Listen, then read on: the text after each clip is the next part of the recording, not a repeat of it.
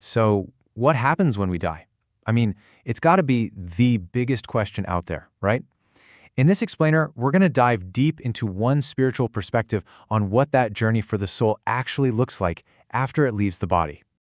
All right, so let's just jump right in with a question that has captivated people for, well, forever. What does it actually feel like? What's the experience of crossing that threshold? Okay, first up, we're talking about the peaceful transition. So for a soul that's kind of prepared for what's coming, death isn't this big, scary shock. Let's really dig into what that gentle journey from our world to the next actually feels like. The way it's described, those first few moments aren't scary or painful at all. It's more like a really simple, easy shift in your awareness. So instead of thinking about it as an ending, picture it more like just waking up from a really, really deep sleep into a whole new way of being. And this quote just nails it, doesn't it? It perfectly captures that feeling of liberation. The physical body, with all its aches and pains and limits, that's the cage. And for these souls, that moment of death is like the cage door just flying open. It's a sudden, incredible release and a total peace. Heavenly bliss. Okay, but here's what's super interesting. This blissful experience, it's not just random luck. It's directly tied to how you lived your life. If you had an awareness of what happens after death, if you practiced some kind of spiritual discipline, and if you lived a life serving something bigger than yourself, well, those are the things that basically pave the way for a smooth, even beautiful transition. So, the soul has made the transition. What happens now? Where does it go? Well, that brings us to our next section, the new reality. And trust me, this is a world that plays by a whole new set of rules. This new place is called the subtle world, or Sukshma Lokam. And the main rule here, the fundamental principle, is that your thoughts literally create your reality. There is absolutely no gap between what you think and what you experience. To really get your head around this, just think about how we build something here on Earth, like a house. It's a whole process, right? First, you have the idea. Then you got to draw up the plans, get all the materials, and then comes all the hard work of actually building it. So many steps.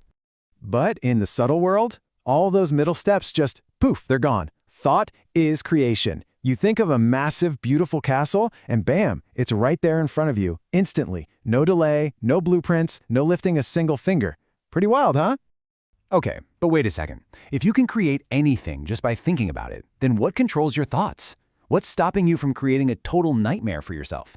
And that, my friends, is where our karmic baggage comes into play.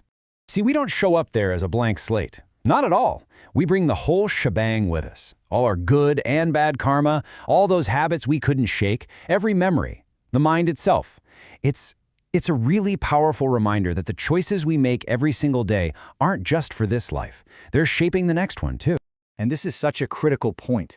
The world might be subtle and, yeah, it's all mental, but the consequences of what we did back on Earth, they are very, very real. They're not just memories. They are the actual building blocks you use to create your new reality.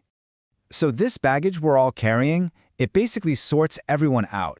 It leads souls down one of two very different roads. One is a path of progress, and the other, well, that's the path of attachment.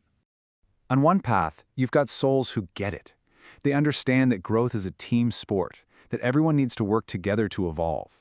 But then you have the other path. And on that path are the souls who are just stuck. They're trapped by their own negativity, their selfish desires, all the stuff they were attached to on Earth. And because of that, they just aren't welcomed into that space of collective growth. And get this, their attachment to their old life can be so strong, so powerful that many of them don't even realize they're dead. They're in this state of complete confusion, wondering why their family on Earth can't see them or hear them anymore. They're essentially ghosts trying to connect with the world that's moved on, totally blind to where they actually are. So, what happens to these lost souls? Are they just stuck like that forever? Is there any hope? Well, that brings us to our final and maybe most important section, that lingering connection, that bond that still exists between their world and ours.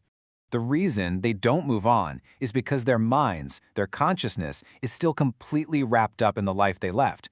They're just replaying old memories over and over. And because thought is creation there, they end up building a reality for themselves that's just a faded copy, a shadow of the life they used to have. And this is where it gets really powerful. The only thing that can help these beings is prayer from their friends and family still living on Earth. Think about that.